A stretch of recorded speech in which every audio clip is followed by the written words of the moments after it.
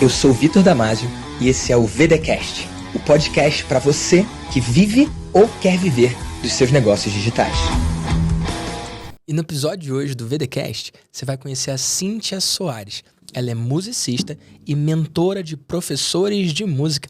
E aí, Cíntia, se apresenta pra galera do VDcast. Olá, prazer estar aqui com vocês. Prazer, Vitor. Obrigada pela oportunidade de estar aqui. Eu sou Cíntia Soares, eu sou musicista, eu sou fonoaudióloga, sou mentora de professores de música, mentora de carreira para professores de música. Como realmente os professores podem deslanchar a carreira, ganhar mais dinheiro, porque isso aqui no Brasil, e não é só no Brasil, é fora do país, isso é uma dor muito latente ainda dos professores de música. Eles praticamente trocam hora por dinheiro. Sim. E por muito pouco dinheiro. Não são valorizados pela sociedade e eles mesmos não se valorizam. Então, isso é um trabalho que eu tenho realizado aí há 4 anos e que está tendo efeitos ótimos e que eu tô adorando fazer. Eu adoro ser mentora. Que massa, eu quero muito saber desses 4 anos, a gente vai ter tempo aqui nesse episódio para falar disso, mas eu quero voltar lá atrás, porque não foram nos últimos 4 anos a sua relação com a música. Provavelmente, como todo mundo, começou muito lá atrás. Como é que foi com você? Então, eu sou a única musicista da família, não tem nenhum músico da família. Geralmente, em família de músicos é comum, né? Isso, outros... teu pai, o avô... Isso, alguém que tocava. Na minha família não tem ninguém. Dizem que meu pai contou e minha mãe contava que o meu avô paterno tocava violão, mas eu não o conheci. Então, talvez esteja alguma ligação aí. Mas a minha mãe cantava muito. Minha mãe nasceu no sítio, família de sítio. Minha avó e meu avô tiveram 12 filhos. Então, aquela família bem rural, antiga, né? E minha mãe ouvia muito música de rádio e gostava de cantar. E minha mãe disse que o sonho dela era ser cantora. Sério? Então, quando aos 7 anos, eu estudava num colégio católico de freiras franciscanas, totalmente regrado, e ali tinha um conservatório. E todos os dias, quando eu ia para a sala de aula, tinha uma sala ali que tinha um piano de cauda. E eu passava e via aquilo. E um belo dia, 7 anos? Com 7 anos.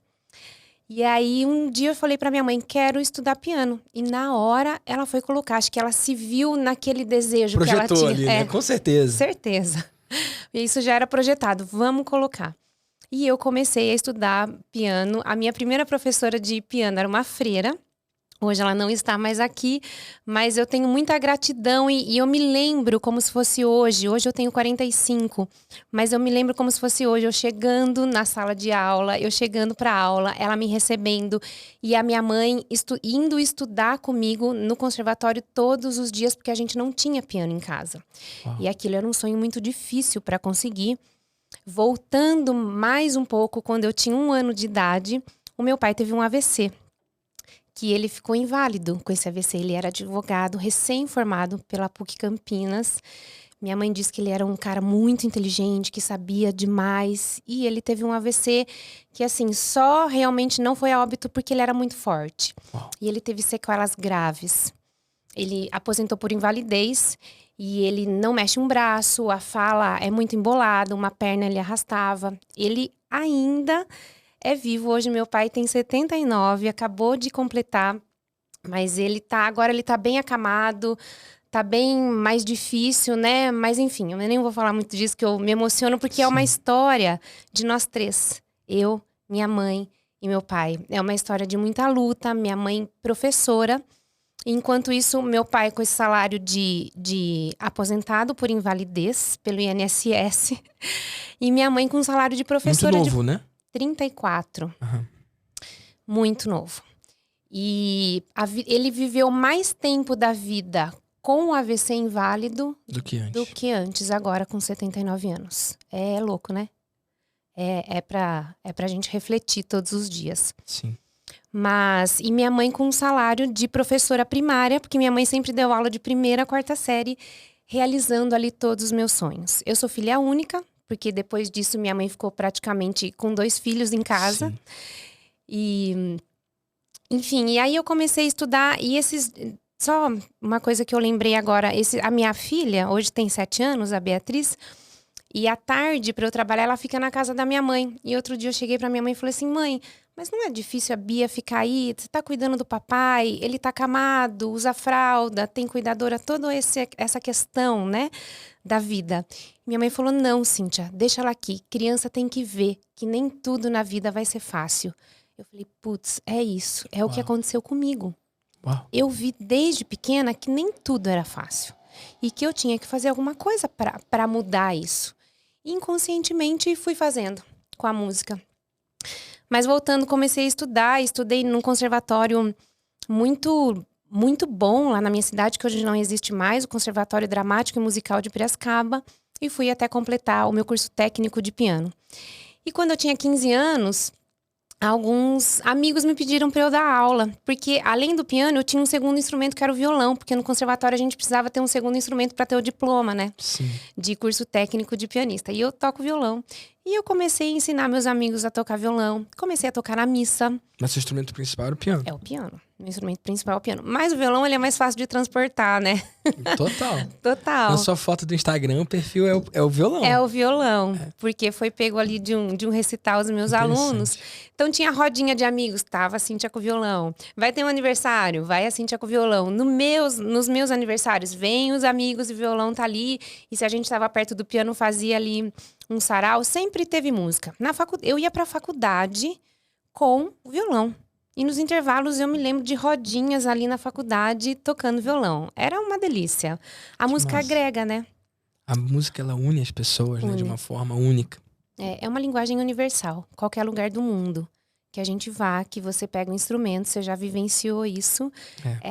Ela agrega as pessoas que estão em volta de você mesmo, que não fale a sua língua. E você consegue até tocar com outras pessoas que falem em línguas diferentes. Isso já aconteceu comigo, acho que com você também. Sim, você viu nos stories? Você sabe de um episódio disso ou não? Não, me conte. Cara, eu fui pra Tailândia agora. E pras Filipinas. Passei minha lua de mel lá. E a gente visitou uma... Acho que eu posso chamar de tribo? Eu não sei. Um povo bem específico das meninas que usam o alargador no pescoço. Anéis no pescoço. E aí elas têm o pescoço muito comprido, com aqueles anéis ali, né? E elas não falam minha língua. E eu não falo a língua delas. Só que elas estavam com um instrumento. Não era exatamente um violão, não. Era tipo um violão, só que de 3 cordas. E ele, ao invés de ter as casas, tipo, delimitadas, eles tinham as cordas com trastes, né? Que fala. Sim. Só que não regulares. Então, é dentro das notas. É como se fosse um violão que você tá dentro da escala, independentemente do que você tocar. Tá. Do que você toque, né? E, cara, eu tava ali naquele momento, eu peguei, fiquei curioso com o instrumento, tentei entender a afinação, totalmente diferente de tudo que eu já vi. E aí ela viu e tal, e aí ela sentou do meu lado. E ela começou a tocar, e eu consegui replicar o que ela tava fazendo ali. E a gente interagiu, a gente tocou junto. E foi o único, porque eu não falo a língua dela, ela não fala a minha língua, mas a gente conversou, né? Exatamente. Isso aconteceu comigo ano passado. Eu fui para os Estados Unidos e cheguei numa cidade interior de Wisconsin, Green Bay, onde tem um time famoso de futebol americano, Green Bay Packers. Talvez as pessoas conheçam por lá, quem gosta de futebol americano. E, na verdade, a cultura da cidade gira em torno daquele estádio, daquele time, a economia da cidade. Todo mundo respira, né? Isso, respira aquele esporte, que é uma potência mundial, né? Com os jogadores e desse esporte. E é uma delícia o campo, eu já fui assistir jogo ali, é uma delícia esse entorno e essa vibração das pessoas. É vivo, né? É vivo, é vida. Crianças, e é uma cidade muito fria, né? Uma cidade assim, faz menos 30. Gente, e no inverno tá todo mundo lá, criançada, todo mundo encapotado e todo mundo indo no estádio. É uma vida, é uma cultura muito, muito rica. E ali eu fiquei hospedada na casa de uns amigos e eu tava num condomínio. E todo lugar que eu passava, as pessoas falavam assim, teve algumas festas no condomínio que eles fazem muito ali para se reunir, as pessoas entre elas. She's a music teacher. Todo mundo me identificava como uma professora de música. E tinha um senhor de 80 anos e tinha um estúdio na casa dele, no basement, embaixo. E que ele se reunia com alguns amigos para tocar. E ele falou, vamos lá tocar. Vou lá tocar. Cheguei, falei, ok, você tem um violão? Ele tocava baixo. Falei, tem um violão? Tem. Tinha uma guitarra lá. Eu não toco guitarra como você, mas eu toco violão. E solei ali uns acordes, falei, vamos tocar Elvis. E daí você pensa em algumas coisas que são atemporais, Sim. universais. E a gente tocou Elvis, tocou Sério? Beatles. Que delícia. E a gente se comunicou. E quem tava junto, a esposa dele chegou e ainda falou pra Riley, minha amiga, que falou, putz, she's cool, ela é legal, tá ali com a gente tocando. Então, Você assim, não falou nada, né? não abri a boca. Interessante. Eu falei, então assim, como essa música agrega, né? Então, como eu comecei isso com os amigos e que eu levava esse violão para todos os lados, e aí eu comecei a ter alunos de música com 15 anos. Eu não tinha me formado ainda, então assim, eu não tinha passado por toda a academia de formação do músico, que tem isso. E professor tem muito isso, né? Do diploma, do diploma ser currículo e tudo mais. E aí eu comecei a dar aula para esses amigos ali no bairro e já fazia um dinheiro legal. E com 18 anos eu comprei meu primeiro carro. E eu lembro que minha mãe contou... Uma baita vitória, né? Uma baita vitória.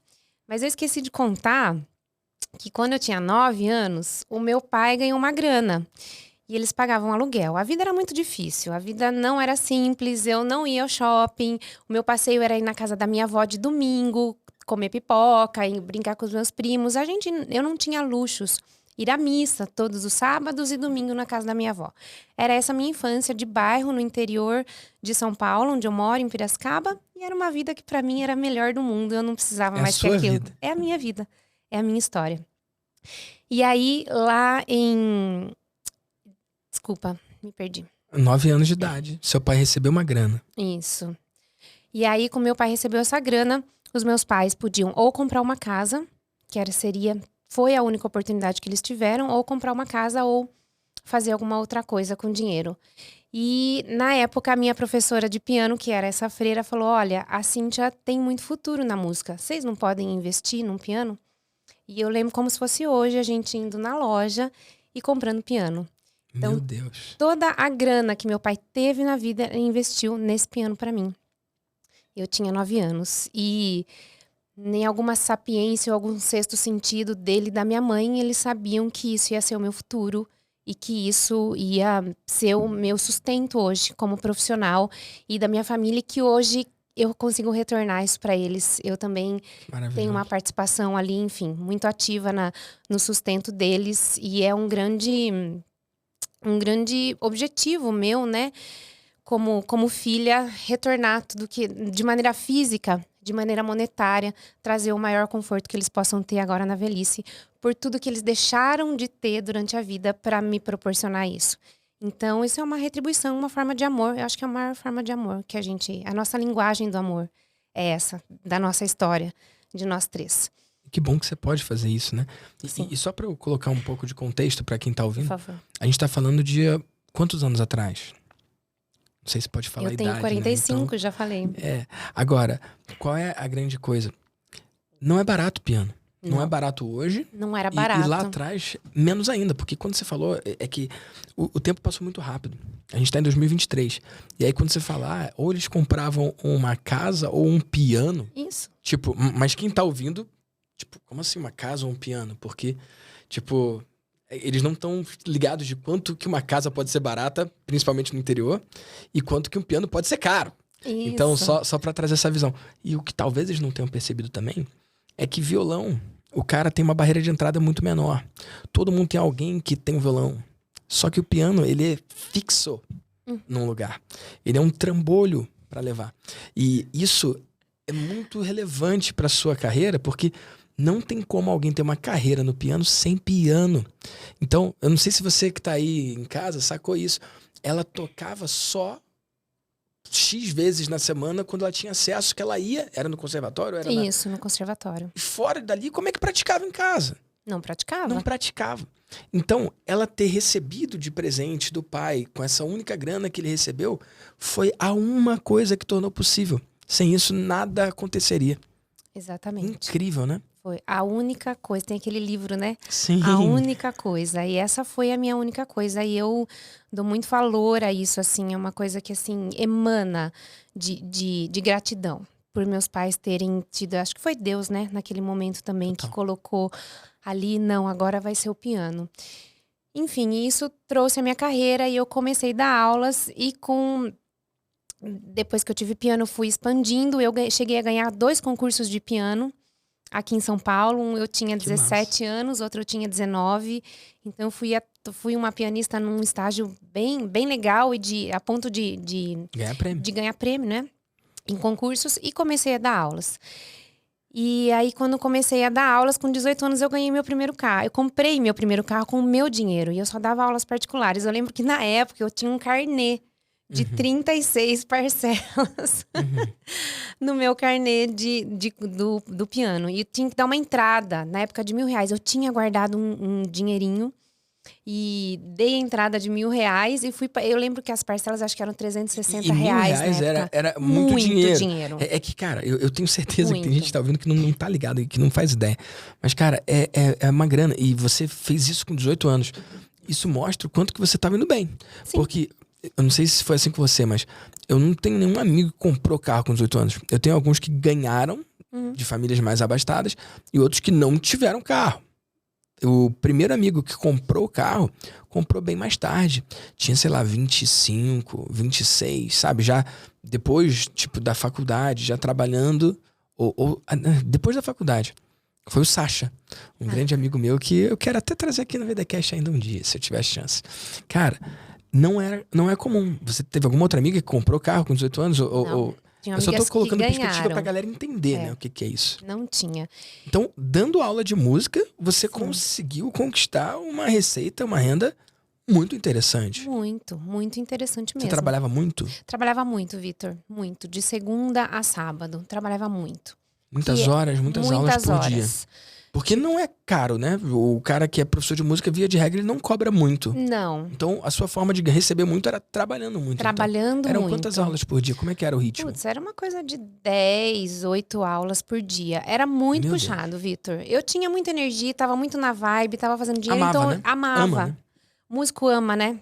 Tem o bom e o lado bom e o lado ruim do músico. Que ele ama o que faz e muitas vezes não pensa no retorno financeiro. Que é o que eu fiz muitos anos. Mas quando você vê o potencial que isso pode te trazer e você consegue o financeiro junto, isso é libertador. Isso é libertador.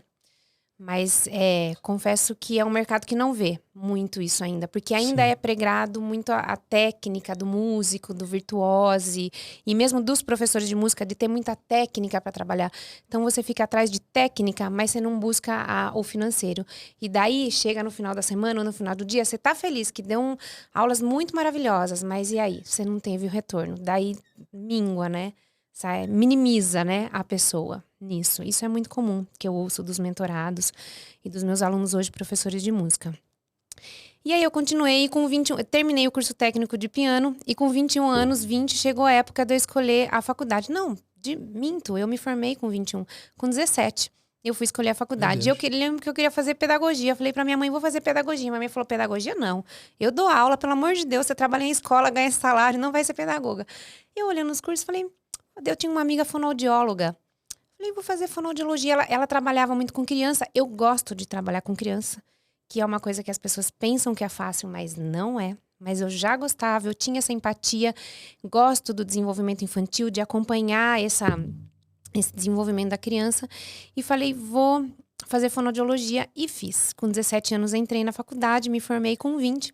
E quando eu tava lá pelo segundo ano de faculdade, eu falei, putz, eu acho que eu não quero ser fonoaudióloga, eu acho que eu vou ficar com a música mesmo. Mas não vou abandonar a faculdade no meio, porque essa fonoaudiologia ainda vai me trazer alguma coisa. Porque tem tudo a ver o desenvolvimento de linguagem, de criança, de fala, da audição. O fonoaudiólogo é um profissional que ele cuida da reabilitação e da prevenção do ser humano desde antes dele nascer, que o fonoaudiólogo já treina ali as mães para amamentar, até quando o indivíduo vai morrer, que tem os fonoaudiólogos que atendem no hospital. Então, é uma profissão, assim, incrível, linda, que eu admiro e aplaudo, e tenho muitas amigas fonoaudiólogas da faculdade, que são minhas amigas até hoje, muito próximas. Então, é uma profissão que eu curto, que eu admiro. Enfim, terminei a faculdade de fonoaudiologia, continuei dando aulas, aí eu fiz pós-graduação em música, fiz mestrado em educação, voltado para a área de educação musical. Fui seguindo carreira acadêmica, pensava em dar aula em faculdade, dei aula em faculdade, em pós-graduação. Daí você já ganhava uma horinha aula maior, Ganha mais, né? Você ganha mais. Então você achava que você estava tudo bem. E é o caminho. Sim, é um caminho. É um caminho da carreira. E se a gente ficar dentro da academia, no meio acadêmico, a mentalidade é essa. Então a gente tá vivendo isso. Eu não gostava, quando abri o Instagram, eu montei um meu fechado, tinha um Facebook ali fechado. Não gostava muito de aparecer, não mostrava nada, não queria mostrar a vida e tal. E comecei em 2018, comecei a mostrar o meu trabalho como professora de música. Porque aí, então, quando eu terminei a faculdade, eu comecei a trabalhar em escola regular. E eu trabalhei em escola regular por 19 anos. Eu era CLT, achava que aquilo era a minha segurança. Ser CLT, tinha ali o dinheiro que pingava todo mês, mas sempre tive as aulas de música. Só que nesse momento que eu fui ser CLT, eu fui deixando essas aulas particulares meio stand-by, porque eu achava que ali o CLT que era o gordo do meu salário, né? E eu fui me destacando nas escolas, e outras escolas foram me chamando para trabalhar, e chegou uma época que eu trabalhava em 4 escolas ao mesmo tempo. Meu Deus. Mas as aulas de música era muito desgastante. E tinha vida fora disso? Sábado à tarde, domingo, quando eu não estava programando aula. Meu Deus. Era muito desgastante, Vitor. Mas hoje eu consigo ver isso. Quando você tá ali... Você estava tomada por aquilo. Virou normal, né? Virou normal. E com 21 anos, também, um pouco antes de eu acabar a faculdade, eu comecei a namorar o meu marido, que é hoje meu marido. E a gente namorou 4 anos, com 25 eu casei. E 5 meses antes de eu casar, ele ficou desempregado. Meu Deus. Meu marido, que era CLT, trabalhava numa editora, ele ficou desempregado. Eu falei, bom, agora eu preciso, o que eu vou fazer? Vou trabalhar mais. Daí que eu fui procurar um trabalho numa outra escola e trabalhei mais. E a gente sempre ali, né, segurando a peteca para não deixar cair. E fui trabalhar, mas logo depois que a gente casou, ele conseguiu um novo emprego. Porque na época não tinha isso. Pelo menos pra gente, não vinha na ideia de a gente empreender. Era você procurar uma outra carteira assinada. Você não tem mais uma carteira assinada, qual é a outra? Enfim, e continuei nas escolas, até que chegou um momento, perto do mestrado, ali com 30 e poucos anos, que eu falei, Fábio, não tô mais aguentando trabalhar em tanta escola. Começou a pesar, então? Começou a pesar. Chegou a pesar. Tem alguma coisa que foi o ponto da virada ali? Porque você falou que tava tomado aquilo ali e era normal. E o que virou? Eu acho que o ambiente de muito ego, tá ali no meio de muito ego dessa escola e tal, e no ambiente que eu queria crescer, e ali não tinha mais para onde eu crescer na escola. Eu ia ser sempre uma professora ganhando 1 hora a aula. Era trocar a hora por dinheiro. Eu ia sempre ser essa professora. Eu não ia ter carreira dentro da escola. Eu tinha que sair de lá, ir para uma universidade. Foi aí que eu fui fazer mestrado na educação e fui procurar crescer. Mas eu tenho um momento que virou a chave, um momento X. Saber. Foi quando na última... Enfim, aí eu de 4 escolas eu fui diminuindo, até que eu fiquei em 2 escolas e com os meus alunos. Aí, quando eu estava finalizando o mestrado, eu fui chamada nessa escola que eu estava. E ele num colégio bem grande na cidade onde eu moro. Eu era regente do coral, eu tinha um coral de 150 vozes entre crianças e adultos. A gente tinha acabado de gravar um CD. Isso para um coral escolar é um feito. Para a comunidade escolar dentro de uma escola. E assim, estava no auge do coral. E a escola me chamou e falou assim, olha, fevereiro de 2015, dia 18 de fevereiro de 2015. Eu lembro. Olha, nós vamos diminuir o seu salário. Falei, como assim? Mas naquela hora subiu um negócio. Falei, como assim vocês vão abaixar meu salário? Eu tô trazendo para vocês um título de mestre em educação. Vocês vendem educação e vocês vão baixar meu salário? A gente tá passando por uma crise, aquelas conversas, né? E os professores, era uma aula extracurricular, que eles chamam. Estavam abaixando de todos os professores da escola. Então, a gente vai abaixar o salário, vai diminuir? Falei, eu não quero. Enfim, sei que tentaram me aliciar ali de toda maneira, tentando resolver isso. E eu bati o pé, não quis. Isso foi dia 18. A gente seguiu numa negociação que eles não queriam que eu deixasse. E eu tava batendo o pé, mas ao mesmo tempo eu tinha um medo, né? De deixar. E agora? Como é que vai ser, Como é que vai ser? Porque na época eu fui minguando tantos meus alunos que eu só tinha 6 alunos. Como que vai ser? E daí no dia 20 eles falaram, Daí no dia 20 eu falei, não, agora eu vou sair, agora eu não quero mais. Toda essa conversa, conversando em casa, tal, não quero mais, vou Fevereiro sair. é início do ano letivo, não tinha começado ainda. Tinha, Vitor, tinha. Já tava E eu rolando. já tava Meu rolando Deus. Você e tinha eu os alunos, deixei. então? Tinha aluno. Uau. Só que eu deixei, mesmo assim, porque daí eu enfezei, sabe? Aí eu me senti muito desvalorizada daí. Sim. Aí eu me senti muito inferior ao trabalho que eu tava fazendo para uma empresa. Eu tava ajudando uma empresa a crescer e a empresa vem fazer isso porque é uma empresa. Então eu quero sair. Aí eu saí, dia 20 de fevereiro de 2015 foi que eu assinei a minha demissão. E aí eu saí, falei, o que eu vou fazer agora com 6 alunos? Mas você ainda tinha o outro. Tinha os meus alunos. Mas você não tinha mais um outro colégio? Não, deixei os... eram os 2 da mesma unidade. Tá. Era Duas unidades do mesmo colégio. do mesmo colégio. Entendi. Era mesmo CNPJ, Uhum. tá? E aí deixei e tinha terminado o mestrado. Falei, acho que eu vou dar aula em que faculdade. Daí eu falei, vou dar um tempo, um mês, vou começar em faculdade. Daqui um mês, eu fui fazer um exame. Fábio, eu acho que eu tô grávida. Grávida. Ei! Falei, acho que eu tô grávida. Engravidei no dia da minha demissão. Na comemoração. Uau! Então foi boa essa comemoração, glória a Deus. Foi muito boa. Você não imaginava por essa nesse podcast? Não fazia ideia. E aí engravidei. E um mês depois me vi grávida e com 6 alunos. Uau, que beleza, hein? Bateu o medo de novo, né? Falei, putz, só tô com 6 alunos. Eu não tenho marido rico, não tenho família rica. Bateu aquele medo de novo.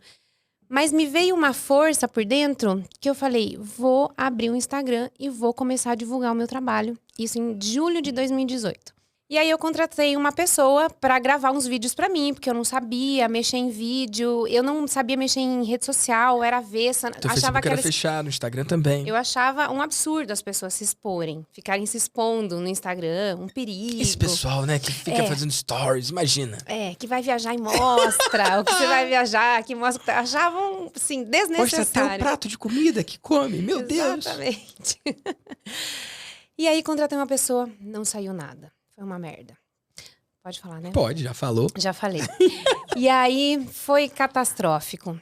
Daí deu mais uns 2 meses, falei, quer saber? Eu vou começar a fazer sozinha. E comecei a fazer sozinha, mostrar as minhas aulas. Eu sempre mostro no Instagram o meu primeiro vídeo que eu fiz e o de hoje. Isso é bom, horrível. Isso é bom. É horrível o primeiro, assim. Eu só não sinto vergonha porque hoje eu sinto um orgulho da minha carreira. Mas é vergonhoso. Sem o primeiro vídeo tosco, ninguém faz um vídeo direito. Isso é muito importante, cara. E já é uma grande sacada pra quem tá em casa. Tudo que hoje é grandioso começou um dia pequeno. Não tem como você fazer um vídeo incrível sem ter feito vídeos toscos. E não é só o caso da Cíntia, não é só o meu caso. Qualquer pessoa que você admira na internet e que hoje faz vídeo benzão e que faz live benzão e que tá na boa, na crista da onda, pega o primeiro vídeo dessa pessoa. Às vezes 2 anos atrás, às vezes 5 anos atrás. No meu caso, 12 anos atrás. Bicho, era esquisito, era ruim demais. E você tem que passar por isso, né? Assim como no piano. Não dá pra primeira vez que eu sentar no piano, uau, ser incrível, né? Não tem como, né? Tanto é que uma das táticas que eu uso, porque eu dou aulas até hoje, mas hoje eu tenho uma equipe de professores também que trabalha comigo no Criança em Música, que é a minha escola de música, que se chama Criança em Música. Massa. E hoje, no Criança em Música, uma coisa que eu faço, que nunca fizeram comigo, é mostrar a evolução do aluno para os pais. Fica tá aí uma dica para quem quer mostrar para o cliente a evolução para que ele continue estando com você, como ele era, que é uma coisa... Não basta transformar, tem que mostrar que transformou, não é isso? Mostrar. Aprendi isso E com como é que você você faz? Eu tenho vídeos dos alunos desde que eles começaram a tocar até hoje. Então, as pais muitas vezes têm isso, as pessoas que fazem aula de música têm isso, mas muito solto. Eu edito esses vídeos mostrando o caminho que ele percorreu. Então, isso é muito poderoso, porque eles veem esse caminho e veem que não é da noite para o dia, que isso são 2, 3, 5 anos, mas que há um progresso, sim. Então, isso é uma tática e uma transformação que eu mostro mesmo do que acontece com os alunos lá do Criança e Música e que eu venho mostrando também nas mentorias em relação a isso. E eu sempre falo para os mentorados, eu lembro da primeira vez que eu falei com você, do primeiro dia que a gente conversou ou pelo WhatsApp ou pelo Instagram, pelo direct, e hoje eu falando com você o quão é rico essa transformação. Uau. E isso me move, ver essa transformação, porque eu vejo a minha, né, nesse sentido. Mas aí eu fiquei sabendo que eu estava grávida da Beatriz, hoje com 7 anos. E aí veio uma força de dentro. Eu comecei a filmar e comecei a mostrar as minhas aulas. Literalmente de dentro, né? Literalmente. Dentro do útero, Sim. literalmente. E comecei a mostrar essa transformação. E aí a minha agenda de alunos lotou. Eu mostrava como eu dava aula e mostrava muito sem técnica, sem pensar, sem estratégia. Mostrava genuinamente como era a minha aula. E a minha agenda lotou. E eu não tinha mais horário.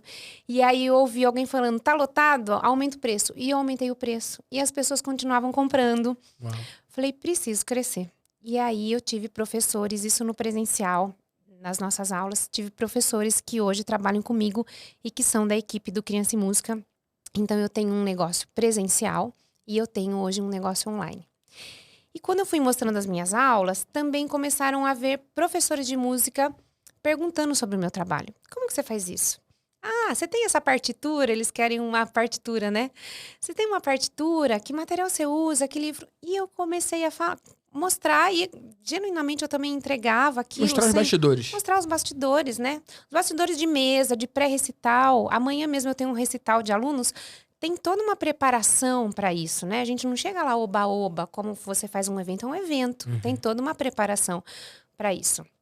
E aí eu cheguei mostrando tudo isso, professores perguntando para mim, eu falei, poxa, tem mais um mercado que eu posso atingir. E tem muito valor nisso, né? Tem muito valor, porque tá todo mundo no perrengue. E para mim, naturalmente eu consegui ir fazendo isso. E aí que eu comecei a fazer, primeira coisa que eu fiz foi um infoproduto. Hoje eu olhando, eu acho que eu fiz errado, eu devia ter começado primeiro com mentoria. Mas na época era aquilo que eu achava que era o certo fazer. Eu acho que não tem certo, né? Ou errado. Cada um tem a sua jornada. E não tem nada de errado começar com o curso, depois fazer a mentoria. Não tem nada de errado começar com a mentoria e depois fazer o curso. Eu concordo com você. Que a pessoa, vamos supor, alguém que tá ouvindo a gente em casa e tá do zero, eu aconselho que comece com a mentoria. Beleza? E eu quero até ouvir a sua visão de por que você acha que isso foi um erro. Mas se você parar de olhar como um erro e só entender que foi como foi, fica mais leve, né? Sim. A jornada. Mas por que você acredita que você devia ter começado com a mentoria? Você começou com um curso de quanto? E como que você acredita que deveria ter sido, então? Obrigada, Vitor, por deixar isso mais leve, porque é uma coisa que todas as vezes eu falo. Foi perfeito como é. Cara, cada um tem a sua história. Exatamente, Tá cada tudo bem. um tem sua história. Eu comecei fazendo um curso que no começo ele chamava Método 6.7. Não pergunte por quê. Tinha algumas pessoas que me ajudavam. Porque é um compasso quebrado. Enfim, e esse método ele custava R$389. Tá. Que é um preço super esquisito também, né? Total. Enfim, alguém que eu chamei pra fazer o tráfego ali me ajudou, falou isso, e eu fiz, porque eu não entendia nada, né? E eu fiz e eu vendi ali 20 desse. Então, Validou? Opa, validei. E eu tenho gente que está lá do primeiro que tá comigo até hoje. Até hoje, sério? Até hoje. 2020 foi isso, novembro de 2020.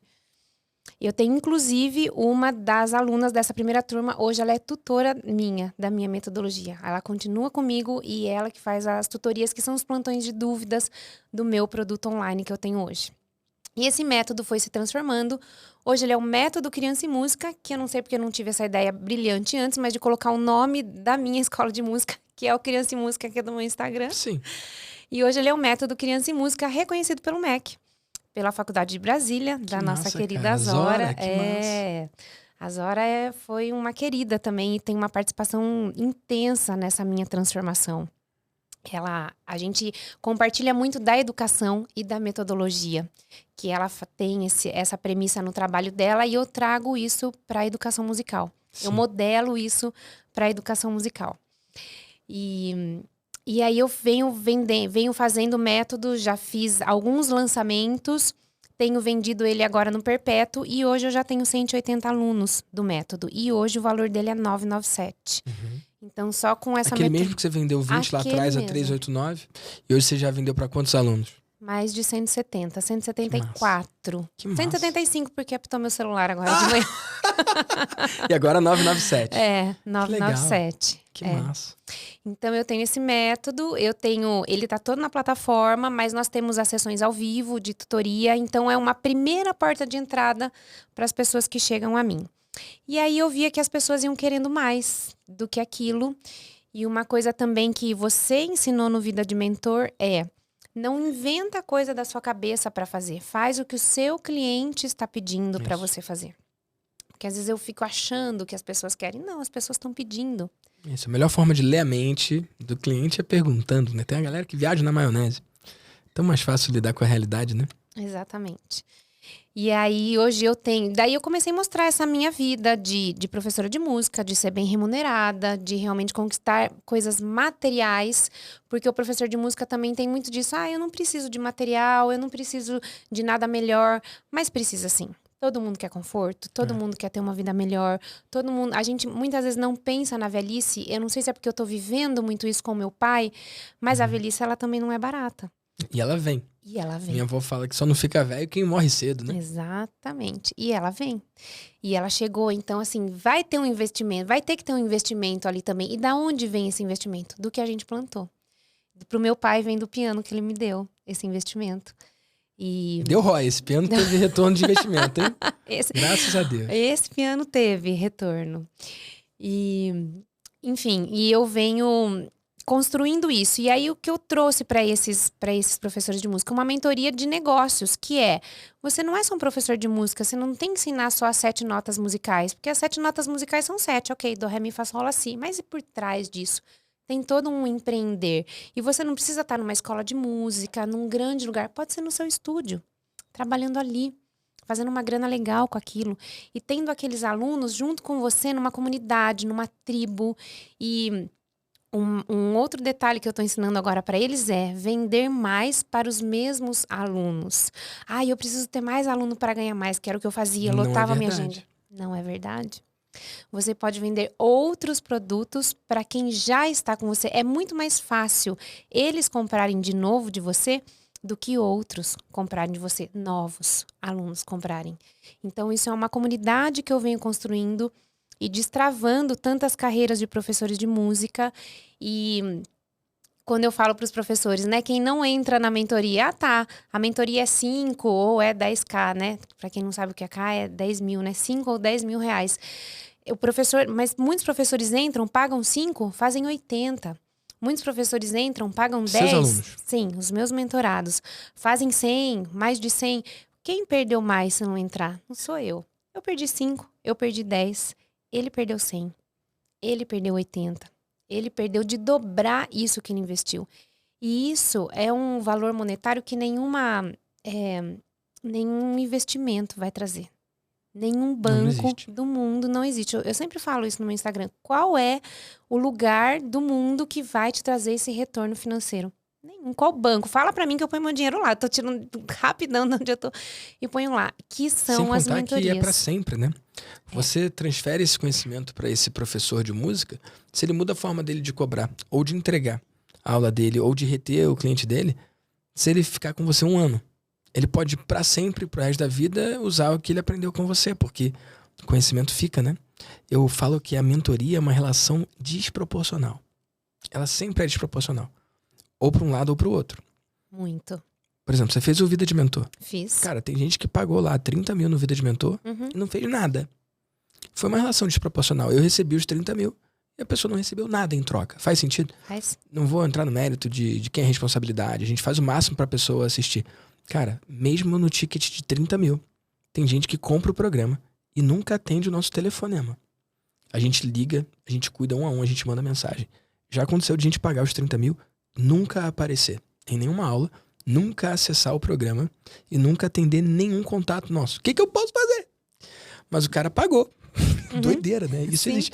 Eu acreditava que isso acontecia mais com os programas de ticket mais baixos, sabe? Eu acreditava que fazendo o programa Vida de Mentor a 30 mil, eu não ia ter que lidar com esse desafio. Eu acreditava que ia ter outros. Cara, eu tenho esse desafio lá. Tem os fantasmas. Galera que dá vontade de falar assim, oi pirata. Porque parece que o cara, sei lá, estranho demais, né? Sim. E isso acontece. Agora, nesse caso foi desproporcional para ele. Ele pagou 30 mil e não teve nenhum retorno. Então, foi desproporcional para ele. Sim. Mas para todo e qualquer outro aluno que implementa e que tem o resultado, o quanto ele faz é desproporcional pro outro lado. Porque eu não sou remunerado de forma proporcional ao quanto ele faz. Tem cliente meu que faz, sei lá, 70 mil. Foi que é o quanto meu você caso. fez? Foi 85 já. 85. Isso dentro do programa, né? Dentro do programa foi 70. 85 até... No meu depoimento Agora, eram 70. Agora, hoje, já são 85. Tá, tem esses casos. Então, você teve o seu retorno multiplicado, né? Agora, você nunca mais comprar de mim, cara, você pode continuar fazendo a mesma coisa. De novo, e de novo, e de novo. Então, eu tenho alunos que fizeram milhões. Eu tenho alunos que fizeram centenas de milhões. E eu recebi o mesmo valor. Faz sentido? Sim. Então, toda relação de mentoria, eu acredito que ela é desproporcional, ou para um lado ou para o outro. É muito difícil encontrar esse equilíbrio. E se vai ser desequilibrado, é melhor que seja desequilibrado para o lado do cliente. Deixa ele ter essa sensação de que ele recebeu muito mais do que ele pagou. Eu acredito que a venda, quando ela acontece da forma correta, a pessoa que compra, ela tem que comemorar muito mais do que a pessoa que vende. Igual você falou, cara, você está vendendo. Se você não receber aqueles 5 mil, Sim. daquele cara você vai receber do outro. Só que se aquela pessoa deixar de pagar os 5 mil, ela deixa de ter uma vida como professora de música muito mais lucrativa e leve. É igual no meu caso. Se o cara escolhe economizar os 30 mil do Vida de Mentor, eu deixo de receber esses 30, mas eu vou receber outros 30. Eu tô há 32 meses fazendo 7 dígitos por mês todos os meses. É um conceito que eu passo lá no Vida de Mentor, que é você entender que você é o prêmio. O cara lá, o lead, que tá pensando em comprar ou não, se ele não compra, eu só não tenho o dinheiro. Mas dinheiro é multiplicável. Dinheiro você consegue em outro lugar. Só que ele tá abrindo mão da vida de mentor dele. E eu ter essa clareza, cara, é muito mais leve. Eu me coloco numa posição muito gostosa de estar, né? Que eu tô dividindo uma boa nova e que ou a pessoa vê ou ela não vê, mas se ela não vê, o quanto ela perde é muito maior do que o quanto eu perco. E se ela vê, o quanto ela ganha é muito maior do que eu ganho.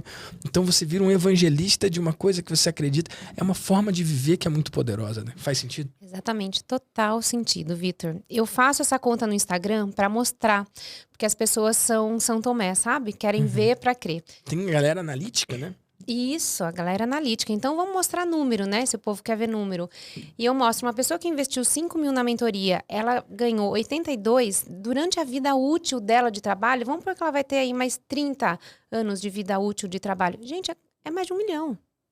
Muito mais de 1 milhão. 1.700.000, que ela não ia fazer se ela não tivesse passado pelo processo da mentoria. Ela não ia fazer. E um outro detalhe muito latente que acontece com os professores de música do meu público, porque fulano cobra menos. Não tem que se comparar. Não, é você. É a sua vida, é a sua história. Isso vem acontecendo comigo. Agora também tem outros mentores para professores de música têm surgido. Que o que é natural, a profissão vai surgindo uma nova profissão, né? Os mentores vão surgindo em todas as áreas. E manter a sua verdade, a sua razão, a sua fé no que você acredita e principalmente com a minha história de vida e da maneira que eu cresci. Porque a gente mentora, eu acho que você vai concordar com isso, a gente mentora da maneira que a gente cresceu. Eu não vou mentorar da maneira de outro. Claro que tem técnica, tem abordagem, tem passo a passo, tem protocolo, pode ser página em branco ou não, né? Mas a gente faz aquilo da maneira que a gente cresceu. Porque se eu sou um case de sucesso, se eu cresci com aquilo, e se isso está me trazendo um retorno para uma vida leve e rentável, que é a minha premissa, trazer ao professor de música uma vida leve e rentável, por que não ensinar isso para outras pessoas? E eu não vou saber ensinar de uma maneira que eu não vivi, de acordo com o meu know-how e com os meus erros, inclusive. Que quando os professores de música... Porque agora eu tenho alguns professores de música que já passaram pelos meus 2 programas de mentoria, que eu tenho a mentoria de negócios e a mentoria em metodologia. E já estão mentorando. E muitas vezes, eu tenho professores de música que já estão mentorando agora. Dentro do seu método. Dentro da sua metodologia. Dentro da minha metodologia. Que massa. Muito legal. E eu fico muito orgulhosa disso, muito feliz, porque aí nós nos tornamos mais amigos também, né? Porque a gente começa a conversar Fala mais... a mesma língua. Fala a assim mesma como língua. a música. Exatamente. E eles querem começar fazendo curso online. Eu falo, não faça. Não faça. Eu fiz isso, deixa isso para depois. Primeiro você começa mentorando, tenha pequenos grupos, começa a monetizar mais, porque daí você tem gás. Primeiro que o resultado é combustível. Isso. Então você vai ter esse combustível para você continuar trabalhando e você vai ter mais grana para investir, porque você vai ter que continuar investindo. O investimento não acabou, que também é um grande erro das pessoas. Cresce um pouquinho e para de investir. Achou que chegou. Mas o investimento não para, muito pelo contrário, o investimento vai ter que aumentar. Porque você vai querer programas maiores, Passos mais ousados. Passos mais ousados, né? Usar a coragem. E a coragem também fica... Você tem sempre o medo e a coragem. A caixinha do medo é mais confortável, porque você fica ali com medo, quietinho. A coragem, você tem que se mexer. Mas essa caixinha, a hora que você abre, ela te leva para lugares inimagináveis. Eu cheguei e pretendo chegar, e sei que eu vou chegar, a lugares que eu nunca imaginei, que às vezes até minha mãe não entende muito o que eu faço. A minha mãe toda vez pergunta assim, até que hora você vai dar aula? Falo, não, mãe, hoje eu não vou dar aula, hoje eu vou mentorar. Eu tava vindo para São Paulo para gravar com você, ela falou, você vai fazer um curso? Falei, não, mãe, eu vou fazer um podcast. Um podcast é tipo uma entrevista, que eu vou participar com um grande mentor, você vai ver depois, você vai entender. Então, isso que a gente faz é muito disruptivo. É novo. É novo. Tem de 10 anos pra cá, mas é novo. Meu pai, por exemplo, não vai entender nunca e eu também não vou tentar explicar. Mas a minha sogra, por exemplo, minha sogra talvez esteja me assistindo, eu adoro ela.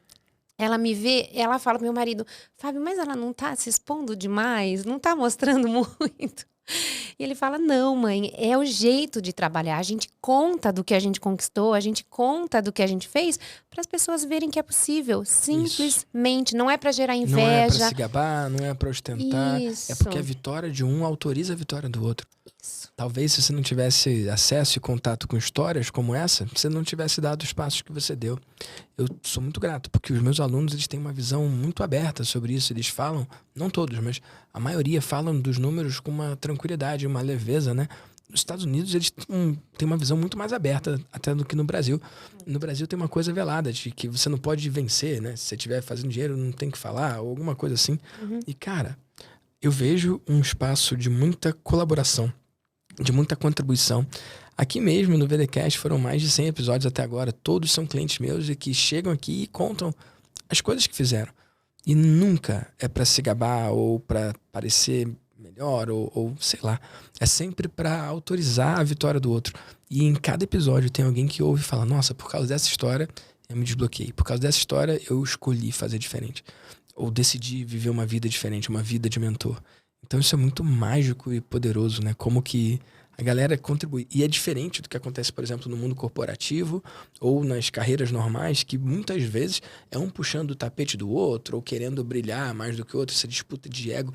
Aqui tem lugar para todo mundo, né? São empreendedores do bem, como que você sempre fala. Mas às vezes no caminho a gente encontra alguém que não é tão do bem. Tem a galera as pessoas treta, tóxicas. Né? Existe em todo lugar, né? Em todo lugar. Na escola, quando eu tava, né, dentro da empresa tinha.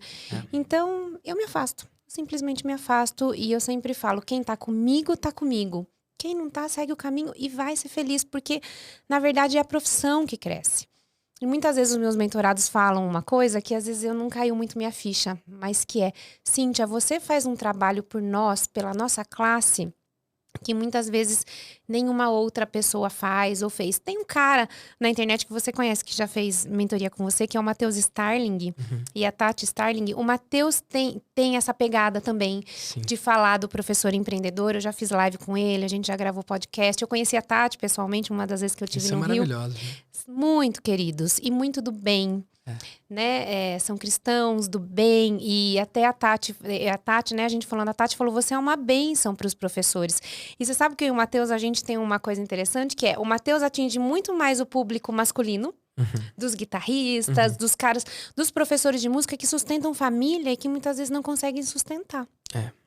E eu das mulheres, que muitas vezes ficam esperando do marido, mas muitas vezes o marido também não consegue proporcionar tudo o que elas gostariam, que queriam. Então, o que a gente tem que fazer? A gente tem que ir à luta. Unir forças, né? Unir forças, exatamente. Uau. E eu não contei uma coisa aqui que aconteceu.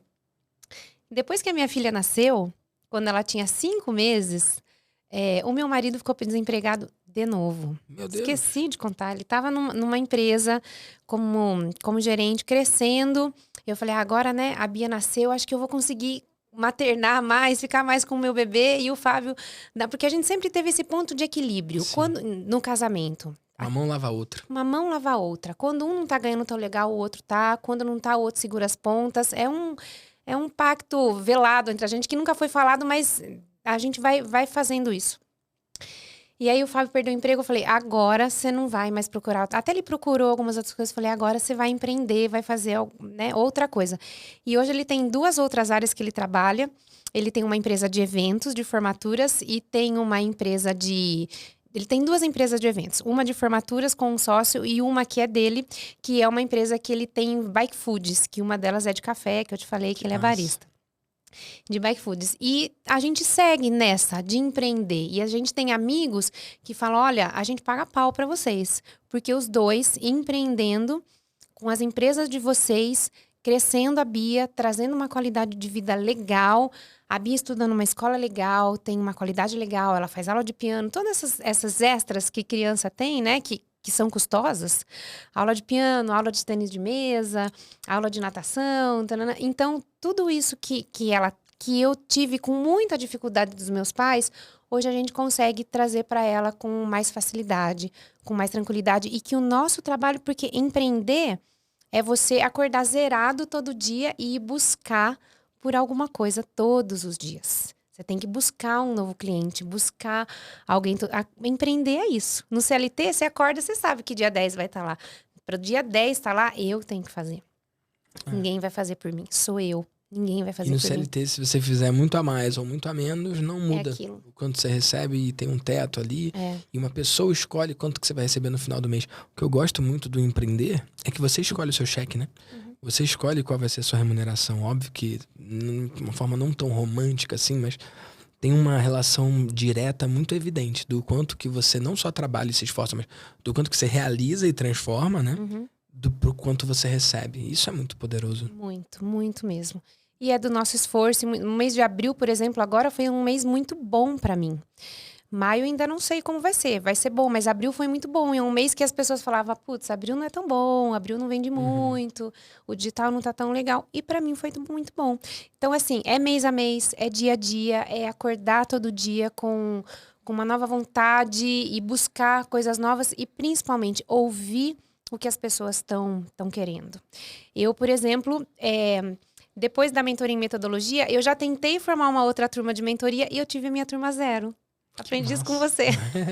E como é que foi? Foi legal. Ninguém quis vir, que era essa turma de professores que já estão mentorando. Eu falei, vamos fazer uma formação para mentores, que é uma mentoria de alta performance. Ah, agora não, agora não quero... Vendeu 0? Vendi 0. Cara, posso reconhecer você por isso? Por favor. Gente, olha, eu até fiquei em dúvida se eu escutei certo ou errado, mas foi isso mesmo. Falei, como é que foi ela? Foi legal. Ninguém quis vir. Cara, essa postura positiva. Nossa, a minha primeira oferta de ticket alto, uma oferta de 50 mil reais, eu vendi 0. E, cara, se alguém pergunta pra mim, eu fiquei de cama, tá? Eu fiquei de cama. Tá. Fiquei acamado nos dias seguintes. Só que se alguém me pergunta como é que foi, a sensação que eu tenho é essa mesma sua. Foi legal. Porque se eu não tivesse passado por aquilo, eu não ia ter vários clientes de 100 mil hoje. Eu acho que tudo que existe no mundo é criado 2 vezes. A primeira na nossa cabeça e a segunda no mundo real, quando a gente manifesta através da palavra. Tá lá em Gênesis, né? No início era o verbo. Tudo que foi criado, inclusive o mundo, foi pela palavra. Então, é muito poderoso você fazer uma oferta. Mesmo uma oferta que vendeu 0, ela te coloca infinitamente à frente de quem não ofereceu. Então, por que você viu como foi legal aí se ninguém comprou? Fala disso. Porque é uma mentoria que eu já tenho aí pronta e não pejorando ou desmerecendo quem não veio, mas vai ser mais difícil para eles seguirem sozinhos. Eles vão penar mais se eles não tiverem esse acompanhamento, vai ser mais difícil.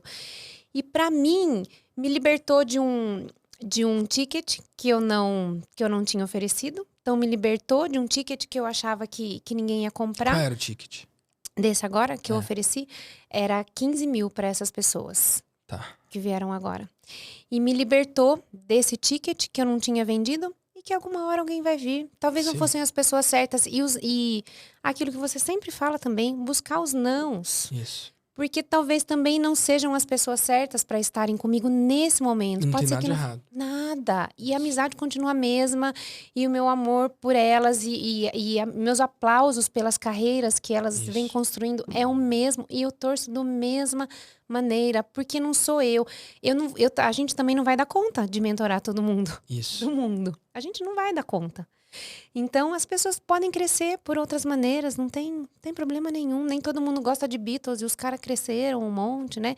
Nem todo mundo curte os Rolling Stones e os caras estão aí com 80, 90 anos abafando. Então, também eu não sou para todo mundo. A gente não é para todo mundo. Assim como outra coisa que eu falo para os meus mentorados, não é todo aluno que é para ser nosso. Nós temos perfil para dar aula para cada tipo de aluno. Então, também não é para sair aí que nem louco buscando qualquer total aluno a preço de banana. Não. Tem os alunos certos com você. Porque isso vai te trazer longevidade. Isso vai te trazer previsibilidade financeira. Eu tenho uma previsibilidade financeira para 2023 que lá em 2015, quando eu fui demitida, eu achei que eu ia ter 2015 inteiro, aquele salário da escola. E não tive. Não pôde contar com aquilo, né? Mas hoje, em 2023, com o meu trabalho, que eu acordo todos os dias não sabendo para quem eu vou vender e o que vai acontecer, eu tenho. E lá eu tinha minha carteira assinada. E hoje eu tenho essa previsibilidade. Aí, 2024 a gente vai buscar, né? Deus vai dando saúde, a gente vai tendo discernimento. Eu gosto desse nome, carteira assinada. Se você lê um pouco diferente, é carteira assim, nada. Putz, nunca pensei nisso, Vitor. Igual INSS. É isso mesmo. Sabe o que quer dizer INSS? Não. Isso nunca será o suficiente. Exatamente. Que é o que aconteceu no caso do meu pai. Pois é, não dá Né? pra confiar, né? Da minha mãe é aposentada pelo INSS também. Né? Então, é isso. Isso nunca será o suficiente. É isso aí. Forte, né? Muito. Agora, essa sua mentoria de 15 mil você vendeu 0. Entendi. Até agora. Até agora. Mas ela existe. Existe. E a outra mentoria é 5. Tem uma de 5 e uma de 10. E aí você vendeu 85 mil, né? Isso. Tá, na então... de 10 e na de 5. Tá. Quantos são os mentorados, então? Matemática não é meu forte, não. Eu tenho 5 mentorados a... Eu tenho 5 mentorados a 10 e 3 mentorados a 5. Beleza.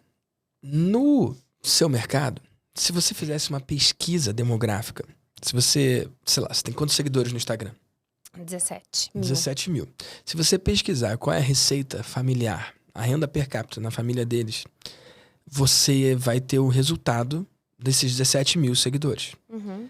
Se você fosse interpretar os dados dessa pesquisa, provavelmente você ia ficar desencorajada a cobrar 5 ou 10 mil. Porque esse não é um valor que a maioria dos professores de música podem pagar. Uhum. Como foi para você fazer uma oferta nesse preço num mercado que talvez nunca tinha visto uma oferta assim? Foi encorajador. E nesse momento eu tirei uma coragem e uma cincha ali de dentro que eu também não conhecia.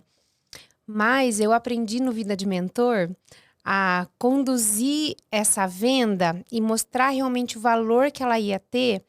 E como foi uma venda de um outro programa de mentoria que eles estavam vindo, eu mostrei que o próprio programa de mentoria já tinha pago a próxima. Que já tinha pago mesmo. O que eles faturaram? Eles investiram 5 naquela primeira. Faturou 80? Tá pago 10. Já tá pago. Mesmo que você não fature nada nesse próximo, já está pago. Sim, porque eles podem pagar com dinheiro novo, né? Que eles fizeram com o próprio programa. Com dinheiro novo. Detalhe, o que eu sempre falo também, porque a gente tem que mostrar o resultado para o mentorado, que é o que você faz. Mostrar as vitórias, começar com as vitórias e aprendizagem sempre. Mostrar para eles que eles estão construindo um caminho todos os dias. Todos os dias tem um novo caminho e sempre muito ouvir o que o cliente está pedindo. Não tirar a ideia da cartola. Ouvir o que eles estão querendo. Ouvir. Cada professor de música tem uma realidade. Cada um está numa cidade. Cada um dá aula de um instrumento. Cada um foi formado por um conservatório, por uma escola de música, por alguma linha técnica de música. Então, cada um tem a sua particularidade, mas dentro daquilo tem um negócio muito poderoso. Porque nós transformamos vidas. E na mentoria também, tanto como professora de música, mas na mentoria, Vitor, o mais importante para mim, que eu acredito que seja para você também, O dinheiro, ele é importante, ele é transformador, e a gente precisa dele. Mas ver a transformação das pessoas e ver o que esse professor de música leva para a família. Eu tenho uma mentorada que falou essa semana que ela morava há 20 anos num mesmo apartamento. E depois da mentoria, ela comprou um terreno, que agora ela tem previsibilidade financeira e que ela vai construir uma casa. E ela falou, eu nunca imaginei que um bem material ia me trazer tanta alegria, porque às vezes as pessoas pensam, dinheiro não traz felicidade. Essa é uma maldição, dizemos assim, como você disse. Dinheiro não traz felicidade. E ela falou, eu nunca imaginei que um bem ia me trazer tanta alegria, porque a filha dela comprou do lado. Ela falou, eu vou estar do lado da minha filha, dos netos, dos cachorros da família, que eles têm cachorros. Então, como isso está trazendo alegria para ela? Como isso está trazendo para ela e para a família? Porque isso estende. Mas é verdade que dinheiro não traz felicidade. Dinheiro manda buscar felicidade de helicóptero. Brincadeiras à parte. Mas tem uma outra frase com dinheiro que eu acho mais interessante, que é de um cara chamado Alex Chaffin. Ele fala que quem diz que dinheiro não traz felicidade é porque nunca doou o suficiente. Eu gosto de pensar dessa forma também. Deixa eu te falar uma coisa que eu comecei a dizimar na igreja depois de ouvir você. Sério? Me conta isso. Comecei a dizimar. Agora a gente vai na igreja, eu sou católica. Nós vamos à missa todos os domingos. Na missa das crianças, que a Beatriz gosta, e tem a imagem do padre ali. E agora na igreja tem o QR Code ali. Que massa. Na igreja que a gente vai. Antes não tinha, então às vezes não mais tinha difícil, grana. né? Putz, ninguém mais anda com dinheiro na mão, né? E agora tem um QR Code. Todo domingo eu tô lá e tô fazendo a minha doação generosa para a igreja. Cara. Não é... Parabéns. Quando eu era criança tinha a tal da esmola, né? Que dava para a igreja. Agora é uma doação generosa.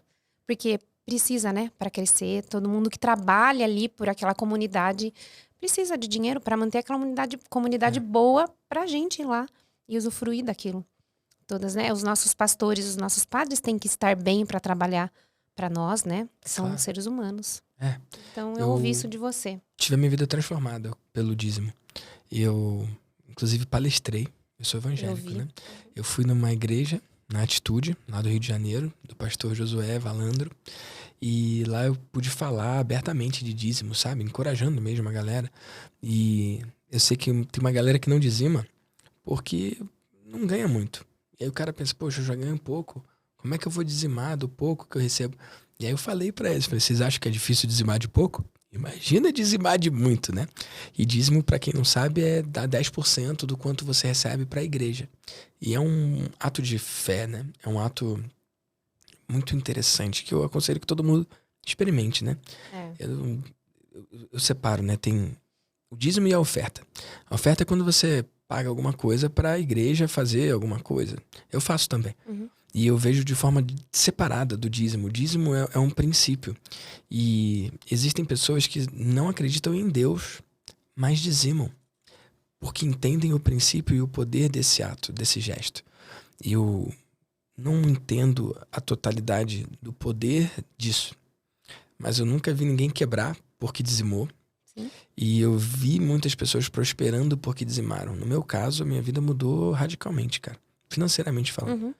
E pra mim teve um poder muito libertador. Porque, cara, eu vim de baixo. Então, de alguma forma, eu achava esquisito o quanto eu ganhava de dinheiro. Então, eu era muito bom em fazer dinheiro, não era tão bom em gastar ou viver experiências diferentes. E, no fundo, eu entendo que eu sentia algum tipo de culpa por quanto eu recebia.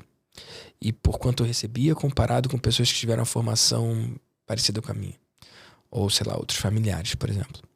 E quando eu entendi que quando eu dizimo eu posso viver com os 90% melhor e mais livre do que com os 100 de antes, cara, pra mim foi muito bom. E aí agora é quase como se eu tivesse uma licença e uma autorização pra faturar o quanto eu quiser. E não tem limite, porque quanto mais, melhor. Sim. Louco, né? Louco. Isso vem da fé. Isso vem da fé. A minha mãe sem falar, sempre me deu muito exemplo de fé. Dessa vida que ela teve, né? De trabalhar, de ter um marido ali inválido e ter uma criança para cuidar. Um bebê de 1 ano e 9 meses para cuidar. O que segurou isso é a fé. A fé e o amor. Para mim, nada mais além disso. Né? Que demais. Incrível. E voltando pro lance da mentoria, né? Uhum. Cara, esses 5 mil, eu entendo que a maioria dos professores de música não podem pagar. Não. E uma das distinções que eu trago no Vida de Mentor é: mentoria é para minoria. Sim. Eu vejo as pessoas fazendo pesquisa demográfica para saber o quanto que as pessoas recebem, para criar um programa dentro de uma precificação que atenda a maioria das pessoas. Mas fazem isso em vão, porque a maioria das pessoas nunca vai comprar. Então, se é sempre uma minoria das pessoas que compra, por que não focar nessa minoria que pode pagar mais, né? E como foi para você quando viu a primeira pessoa te pagando os 5 mil? Porque antes disso, para você fazer os mesmos 5 mil, você tinha que vender 5 cursos ou você tinha que fazer muitas e muitas horas de aula, né? Como foi o primeiro momento? Eu falo muito que o mentorado cria o mentor, né? Você não é mentor até que o primeiro mentorado te paga. Então, não é o mentor que cria o mentorado, é o mentorado que cria o mentor, assim como a sua filha te fez mãe. Sim. Como foi esse momento que o primeiro doido falou: sim, toma, Cíntia, eu acho que esses 5 mil vão ficar melhor com você do que comigo? Como é que foi esse momento da sua criação como mentora, então? Eu acho que é tipo, isso que você falou, né? Virei mentora. Uma responsabilidade, praticamente uma carteira assinada, entre aspas, de mentor, profissão mentora. Agora eu sou mentora e eu tenho muito respeito pelo dinheiro que vem, muito respeito por quem paga, porque eu sei que não é fácil, eu já estive nesse lugar de pagar um primeiro programa meu de mentoria, que na época era, sei lá, 3 mil, ou um programa de mentoria, o primeiro produto que eu comprei da Zora, por exemplo, que eu lembro que eu fiquei guardando dinheiro muitos meses para comprar, que era 4 mil, na época para mim era bastante. Então, eu tenho muito respeito, porque eu sei como é isso. Mas, ao mesmo tempo, eu tenho muita responsabilidade na entrega. E uma coisa muito legal nessa relação é que você me ensinou também: quem paga mais dá menos trabalho. Então, a relação com quem me paga mais é muito leve. Não me exige tanto quanto as aulas, por exemplo. Não me exige tanto quanto as pessoas que entram no infoproduto, que estão mais ansiosos por resolver rápido, porque eles depositam a confiança. Quando eu entrei no Vida de Mentor, a Vivi falou isso pra mim. A Vivi falou: Cíntia, agora dá a mão, confia no processo e vai. Então, é isso que eu falo pra eles. Agora dá a mão, confia no processo e vamos juntos. E eu tô aqui. O que você precisar, eu tô aqui o tempo que for. E às vezes, de uma sessão a outra, às vezes a gente nem se conversa nesses 15 dias. Mas chega na outra sessão com tanta vitória desses mentorados, porque eu também autorizo. Olha, você tá autorizado a fazer o que você precisar, o que você tiver vontade, o que o teu público pediu. Deu errado? Erra logo.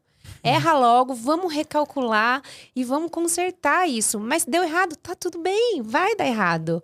E mentorados meus que já querem mentorar e tem os 0 mentorados ainda, tá tudo bem. Vai chegar o primeiro, mas você... Ai, fiquei frustrada pelo primeiro. Gente, eu já recebi tantos nãos. E eu, mesmo assim, eu durmo, deito a cabeça no travesseiro e durmo todas as noites. Sim. E perde mais quem não tá. Às vezes, que não sou isso como ruim, mas... É isso também que a gente tem que pensar. Quem não tá, vai perder mais do que a gente. Porque o mentor nada mais é do que alguém que já percorreu aquele caminho. Tá estendendo a mão. E que tá estendendo a mão pra você. Você não quer vir? Tudo bem, fica aí. Que de onde você estiver, que você faça o seu melhor.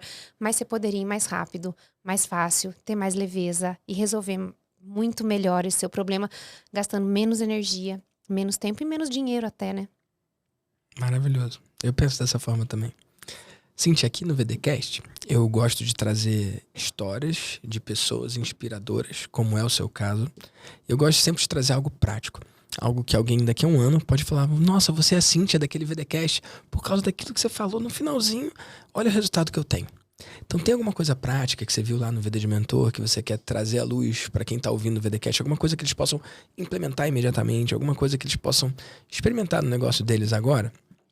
Você sabe que eu vim pra cá hoje ouvindo um VDcast e falei, vou ter que falar isso. E eu fiz essa mesma pergunta no final. Fez essa mesma pergunta no final. Primeiro, busque os nãos. Total. Busque os nãos. A conversão é de 10% ou menos. Então, você precisa buscar mais nãos para ter mais sims. Mas, independente de conversão e de pensando analiticamente ou matematicamente, busque os nãos para você ter os sims. Coloque energia boa nisso, que as pessoas boas virão com você.